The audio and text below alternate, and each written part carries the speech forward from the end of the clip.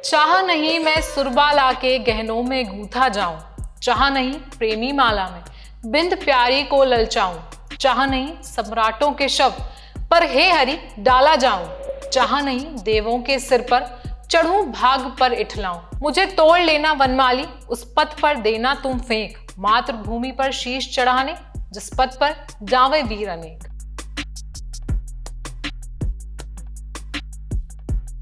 ये पंक्तियां सिर्फ पंक्तियां नहीं है, कहानी है कैदी नंबर 1527 की, जिसे अंग्रेजों ने कैद तो कर दिया था लेकिन उनके विचारों को कैद नहीं कर पाए।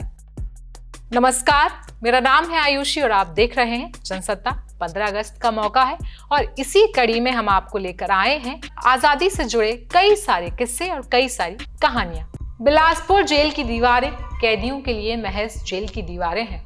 कई यहाँ आज भी सजा काट रहे हैं। आज भी अनेकों कैदी अपनों के दीदार के लिए इन दीवारों से आजाद होने के सपने बुन रहे हैं। इनके लिए ये दीवारें महज जेल की दीवारें हैं, पर इतिहास के पन्नों में जेल की इस प्राचीर का अभिमान दर्ज है। वो अभिमान है रात में जब ये दीवारें साए साए करती थीं, सारे कैदी सो रहे होते थे, बस गार्ड के जूतों की आहट होती थी। उस वक्त एक आवाज यहाँ के आबो हवा में गूंजती थी, मुझे तोड़ देना वनमाली उस पथ पर तुम देना फेंक, मातृभूमि पर शीश चढ़ाने जिस पथ पर जाए वीर अनेक। वो कलजयी रचना जिसने आजादी के मस्तानों की जुबान पर चाशनी सी घोल दी थी, आंखों में क्रांति की ज्वाला और लहू में खुद को कुर्बान कर देने का जज्बा पैदा करती थी। देश को गुलामी की जंजीरों से आजाद कराने का सपना देख रहे राष्ट्र कवि पंडित माखन लाल चतुर्वेदी के शरीर मात्र को अंग्रेजों ने इस जेल में कैद किया था। नाम दिया था कैदी नंबर 1527। 5 जुलाई 1921 में उन्हें जबलपुर से गिरफ्तार कर बिलासपुर की सेंट्रल जेल के बैरक नंबर 9 में रखा गया।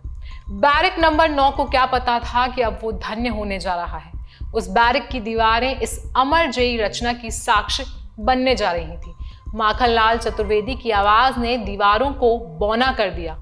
ये फिजाओं में घुलने लगा और देश के मतवालों के दिल में जाकर बैठ गया। जून 1921 में शनिचरी बाजार में माखनलाल चतुर्वेदी का भाषण ब्रिटिश सरकार की चूल्हे हिलाने के लिए काफी था। सरकार समझ गई कि राष्ट्रकवि के हर शब्द क्रांति की लाखों मशाल प्रज्वलित कर देंगे।